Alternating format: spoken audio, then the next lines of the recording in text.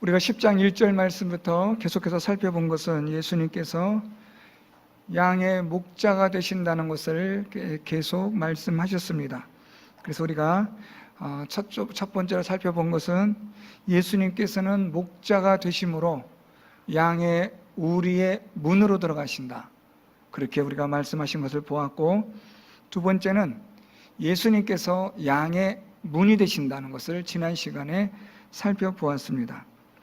예수님이 양의 문이 되셔서 오직 예수님으로만 구원받고 생명 얻고 평안과 쉼을 얻는다, 이 말씀을 우리가 살펴봤습니다. 오늘은 예수께서 선한 목자가 되신다라는 말씀입니다. 그래서 우리가 1절부터 18절 말씀을 우리가 다시 종합적으로 정리하면, 예수님은 양의 우리에 들어가시는 목자가 되시는데 양의 우리의 문으로 들어가시는 예수님, 그래서 예수님은 참된 목자요 참된 양의 문이 되신다 라는 말씀입니다. 오늘 우리가 살펴보는 말씀은 선한 목자 되신 예수님이라는 그런 말씀이 될 수 있습니다. 오늘 예수님께서 선한 목자가 되신다라는 것을 세 가지로 예수님은 말씀합니다. 첫 번째는 예수님께서는 양을 위하여 목숨을 버린다. 두 번째는 양을 돌보신다. 세 번째는 예수께서 양을 알고 양도 나를 안다. 이 세 가지를 오늘 예수님이 중요하게 말씀하십니다. 우리는 이 세 가지를 함께 살펴보려고 합니다. 첫 번째로, 우리 예수님께서는 양을 위하여 목숨을 버리는 선한 목자라. 우리 11절, 나는 선한 목자라. 선한 목자는 양들을 위하여 목숨을 버리거니와 라고 말씀합니다. 오늘 예수님께서 선한 목자가 되심을 말씀하시면서 예수님은 조금 더 선한 목자에 대하여 이 비유를 설명하시면서 좀 더 보충적으로 설명할 필요를 가지시고 삭군 목자에 대하여 말씀합니다. 12절에 삭군은 목자가 아니요 양도 제 양이 아니라, 이렇게 말씀합니다. 이렇게 해서 예수님은 선한 목자와 삭군을 대조하여 예수께서 선한 목자가 되신다는 의미를 보다 더 분명하게 전달하고 있습니다. 삭군 목자와 예수님의 선한 목자를 비교함으로 예수님이 강조를 두고 있는 것은, 예수께서는 양들을 위하여 목숨을 버리지만 삭군은 목자가 아니므로 양을 버린다라는 겁니다. 자, 여러분, 여기서 우리가 11절과 12절에서 중요한 단어를 하나 볼 수 있습니다. 그것이 바로 버리다라는 동사입니다. 11절에서도 버리다라는 동사가 등장하고 12절에서도 버리다라는 동사가 등장합니다. 우리가 얼핏 보면 똑같은 의미로서의 버리다 같지만, 그런데 의미는 완전히 다릅니다. 11절에서 예수께서 버리다라고 말씀하신 것은 목숨을 버리다라는 의미로서의 버림이고, 12절에서의 버리다라는 말은 이 삭군이 자기 생명을 위하여 양을 버리다라는 뜻입니다. 그래서 이 11절의 버리다와 12절의 버리다의 이 헬라어는 단어 자체가 다릅니다. 11절의 이 버리다라는 이 헬라어는 주다라는 뜻입니다. 무엇을 주다라는 뜻이 버리다라는 뜻이고, 12절에 이 삭군이 양을 버리다라는 이 버리다는 내버려 두다, 남겨놓다라는 뜻의 단어입니다. 그러니까 단어 자체가 다른 거죠. 예수께서 선한 목자가 되신다. 그래서 예수님은 선한 목자가 되시는 그 첫 번째는 무엇이냐? 양을 위하여 자기 생명을 주시는 분. 이분이 바로 선한 목자 되신 예수님이시다라는 것입니다. 이 선한 목자가 목숨을 버린다라는 것에 대해서 조금 더 잘 설명된 것이 12절인데요. 이리가 오는 것을 보면 이 삭군은 양을 버리고 달아나나니 이리가 양을 물어가고 또 해치느니라. 이리가 올 때 삭구는 도망갑니다. 그런데 선한 목자는 양들을 위하여 자기 목숨을 버리고서라도 이 이리와 싸워 지켜낸다라는 말입니다.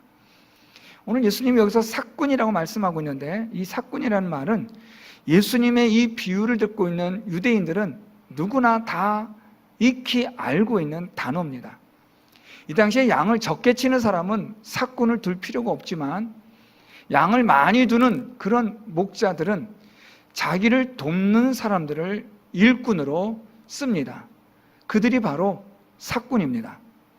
우리처럼 월급, 주급제가 아니라 보통 유대인들은 일일제입니다. 1급을 받고 일하는 사람입니다. 하루에 동이 트면 나와서 일을 하고, 해가 지면 그 품삯을 받고 돌아가는 것이 일꾼들의 그날의 품삯에 관한 그런 문화라고 이해하시면 됩니다. 오늘 이 목자가 양을 칠 때 혼자로서는 버거워서 여러 많은 일꾼들을 두게 됩니다. 그들이 바로 삭군입니다. 말 그대로 돈을 받고 일하는 사람입니다. 따라서 이 삭군은 자기 양도 아닙니다. 그렇기 때문에 양들이 위기에 처하고 어려움과 또는 이리에 의해서 물려 죽을 상황이 되면 양을 위해서 목숨을 버리지 않습니다. 자기 양도 아닌데 무엇하러 그런 손해를 감수하고 위험을 감수할 필요가 있겠습니까? 그래서 삭군은 도망갑니다. 반면에 선한 목자는 자기 목숨을 줍니다. 내어주면서 자기 양을 지킨다.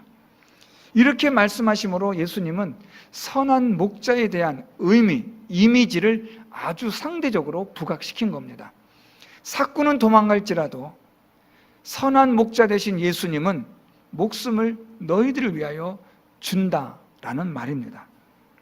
사무엘상 17장 34절에서 35절에 다윗이 그가 목자로 있을 때 이리가 오는 것을 보면 이 다윗은 생명의 위험을 무릅쓰고 그 사나운 그 맹수의 그들을 끝까지 따라가서 그 입에서 양의 새끼를 건져내었다고 그렇게 말합니다. 선한 목자는 양을 위하여 물불을 가리지 않습니다. 목숨을 내어 놓는 겁니다. 왜요? 자기 양이니까요. 그래서 이 양을 위하여 목숨까지도 내어 놓는 것이 선한 목자입니다.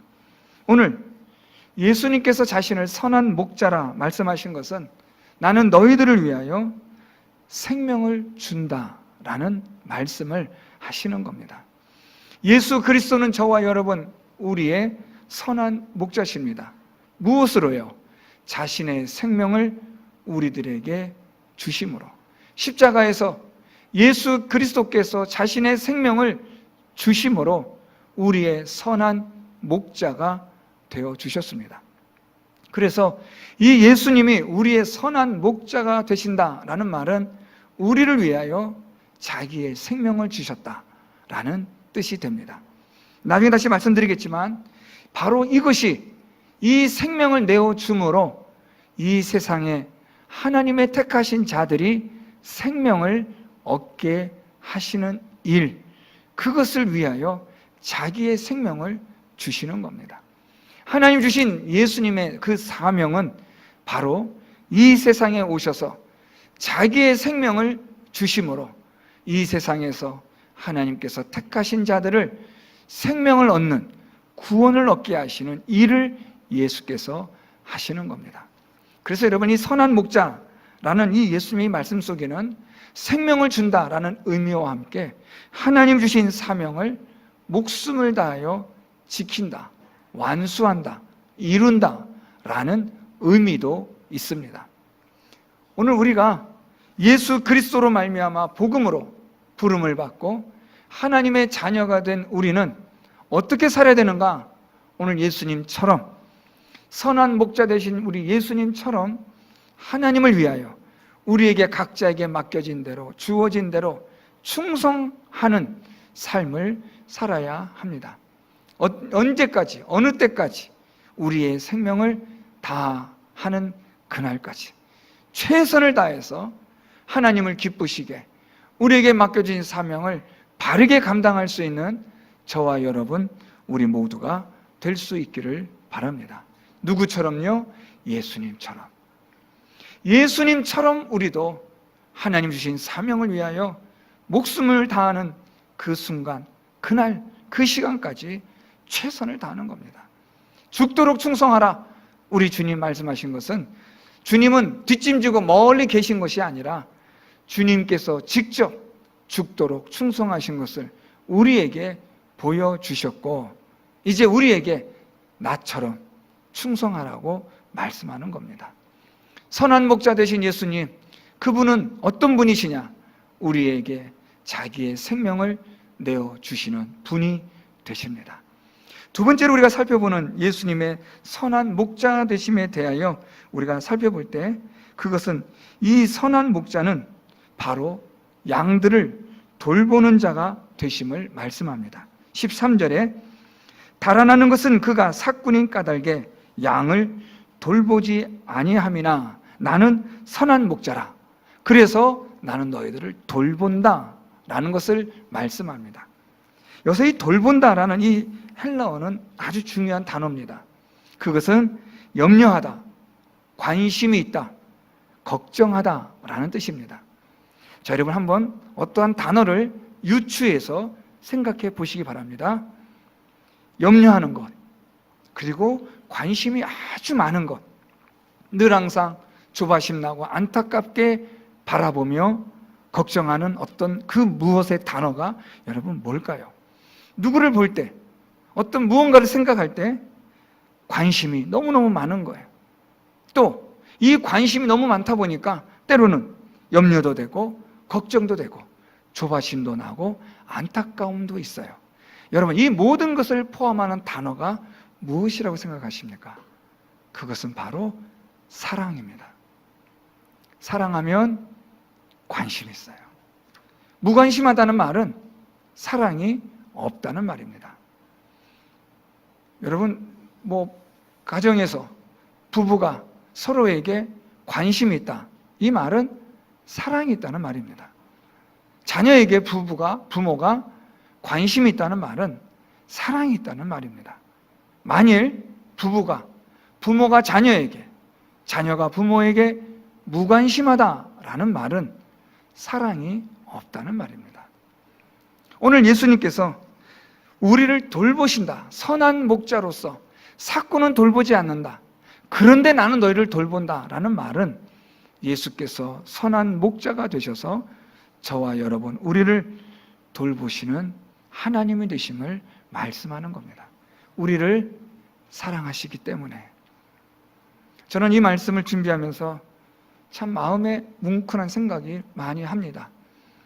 하나님이 나를 사랑하셔서 나를 돌보시는 일들이 얼마나 많은지, 손으로 다 헤아릴 수 없는 하나님의 사랑을 생각하니까 가슴이 뭉클하고 점여옴을 경험했습니다. 하나님이 너무나 많이 사랑하셔서 관심을 가지시고 걱정하시고 염려해 주시고 기운 잃을까 봐 용기를 내라고 하나님 말씀 읽을 때 소망도 주시고 새 힘도 주시고 때로는 전혀 알지도 못하는 사람을 보내셔서 위로도 하시는 하나님.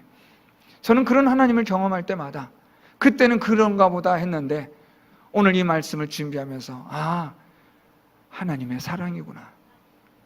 사랑하는 성도 여러분, 여러분들이 힘들고 지치고 어렵고 힘들다 여겨질 때 여러분 혼자가 아니라 여러분을 사랑하시는 주님이 계시다는 사실을 잊지 말기를 바랍니다. 어떤 분은 우울증으로 인해서 너무나 고통과 괴로움 가운데 있었음을 이야기하는 것을 들은 적이 있습니다. 그 우울증의 공통된 내용이 누구도 나를 이해할 수 없고 내 고통, 아픔을 알 수가 없다는 겁니다. 그냥 더 이상 살고 싶은 의욕, 소망이 없다는 겁니다. 갑작스럽게 찾아오는 이런 우울증, 우울감, 홀로 되었다라는 상실감, 외로움, 이 모든 것들을 극복할 수 있는 유일한 것은 하나님께서, 예수님께서 나의 선한 목자가 되셔서 나를 돌보신다는 믿음입니다. 사랑하는 성도 여러분, 힘들고 어려울 때, 혼자라고 느껴질 때 여러분을 돌보시는 선한 목자 되신 우리 주님 계시다는 것을 잊지 말기를 바랍니다. 우리 하나님은 여러분들을 얼마나 사랑하시는지 너무나 관심이 지대하신 거예요. 그래서 우리를 늘 항상 바라보시고 때로는 격려도 해주시고 위로도 해주시고 우리가 상심할 때 우리를 토닥거려 주시고 안아주시는 그분, 저는 그 하나님이 너무너무 감사하고 좋습니다. 우리를 위로하시는 하나님, 용기 잃었을 때, 실망에 빠져 있을 때 하나님 말씀을 통해서 강하고 담대하라, 내가 너와 함께함이니라. 어떤 무언가를 이루지 못했을 때, 꼭 이런 것이 있었으면 좋겠고 꼭 이것이 되었으면 좋겠다는 바람이 있었는데 그런 바람이 무너지고 소망이 사라졌을 때 하나님 말씀을 읽다 보니까 나는 너의 기업이라. 그런 말씀을 읽으면 야, 우리 하나님 같은 분이 있을까? 하나님이 내 기업이 되시고 내가 너와 함께 있다. 이런 하나님의 말씀의 위로가 우리를 저 끝없이 떨어지는 절망과 좌절의 낭떠러지에서 건져 올려주시는 바로 그분이 우리의 선한 목자 되신 예수님 되시는 줄 믿습니다. 어떤 분들은 간절히 무언가를 얻기를, 갖기를 원하였는데 얻지 못하고 갖지 못했던 경우들이 있었습니다. 그 집사님이 나중에 울면서 간증을 하는데, 목사님, 신기하게도 얻은 것도 없고 갖지도 못했고 간절히 원했는데 가지지 못했는데 어느 순간 주님이 나의 전부가 되심을 제가 비로소 알게 되었다는 그 간증을 들으면서 저도 울고 함께 공부하던 집사님들 여럿이 울었던 적이 있습니다. 비록 갖지는 못했고 얻지는 못했고 소유하지는 못했고 함께 하지는 못했지만 나중에 보니까 주님이, 하나님이 나의 전부가 되셨음을 알게 된 것입니다. 사랑하는 성도 여러분, 세상의 것 얼마 가지 않습니다. 잠깐 있다가 다 사라져 버리는 것들입니다. 우리의 젊음, 우리의 아름다움, 우리의 건강, 모든 것들 순식간에 지나가고 맙니다. 영원한 것은 오직 하나, 우리의 선한 목자 되신 예수 그리스도십니다. 그분이 오늘도 여러분들을 사랑으로 돌보아 주시는 줄 믿으시기를 바랍니다. 마지막 세 번째입니다.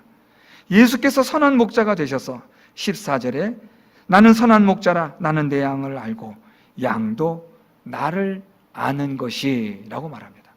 선한 목자가 되셔서 양을 알고 양도 예수님을 안다라고 말씀합니다. 그런데 이 아는 것이 어떤 아는 것이냐? 우리 그 다음 말씀 15절에 아버지께서 나를 아시고 내가 아버지를 아는 것 같이 안다라고 말씀합니다. 아주 기가 막힌 말씀을 하세요.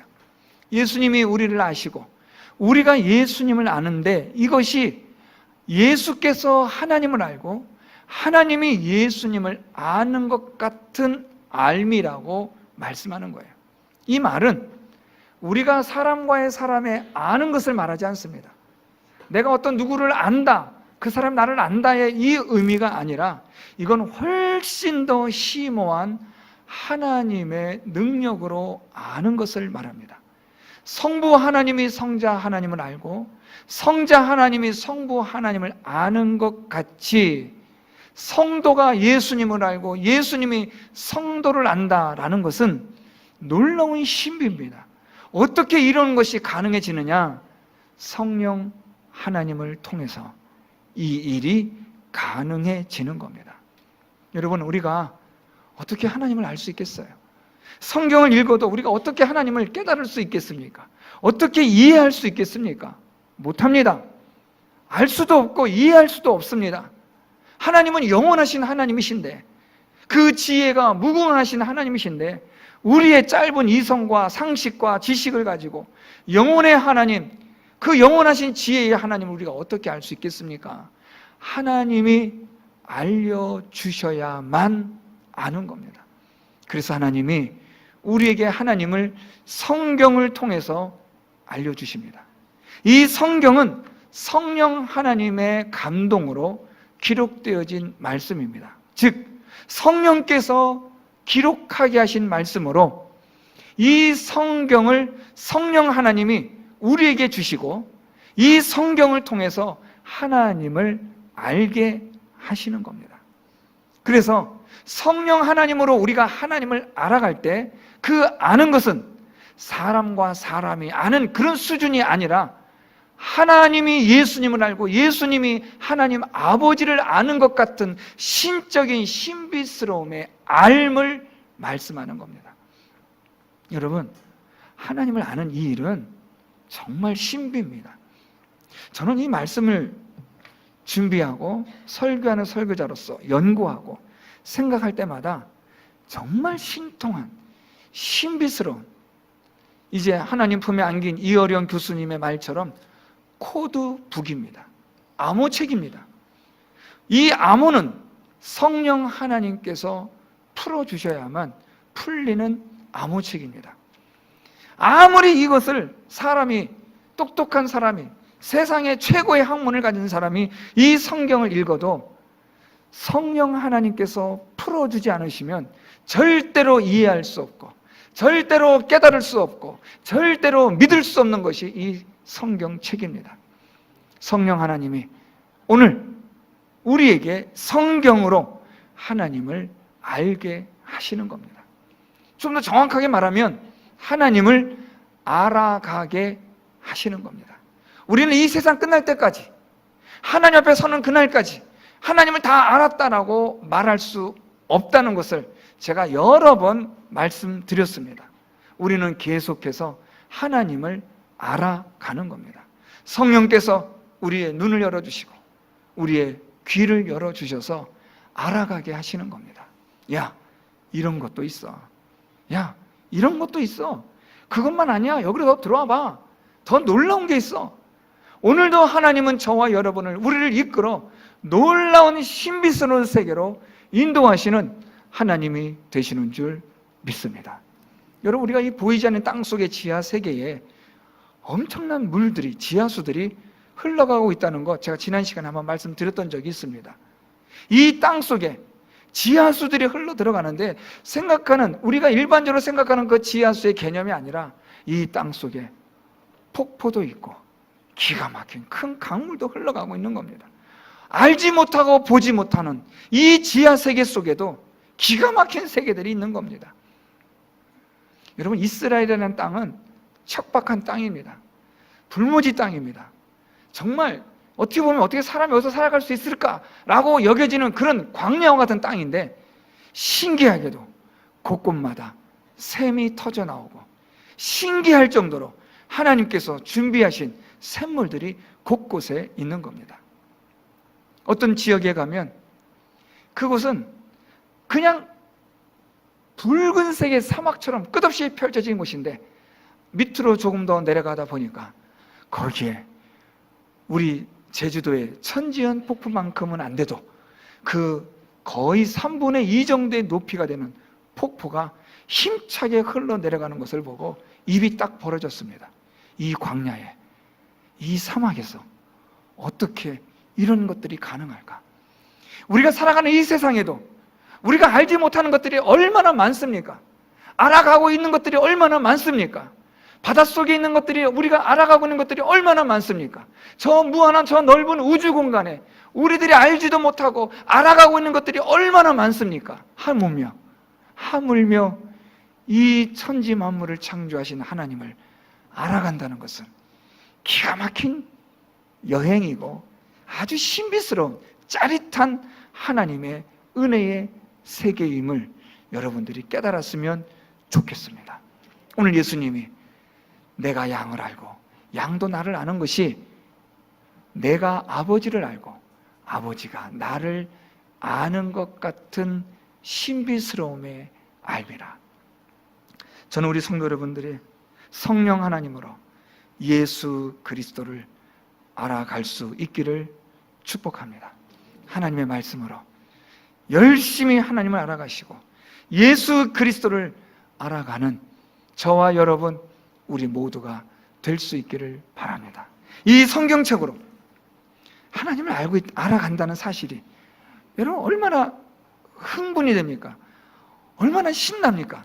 이 성경책만 펼치면 무한한 영원하신 하나님의 세계를 성령 하나님을 통하여 경험할 수 있다는 사실, 이게 얼마나 기가 막힌 일입니까? 오늘 예수께서 선한 목자는 양을 알고 양도 나를 아는 것이 내가 아버지를 알고 아버지가 나를 아는 것 같은 알미라.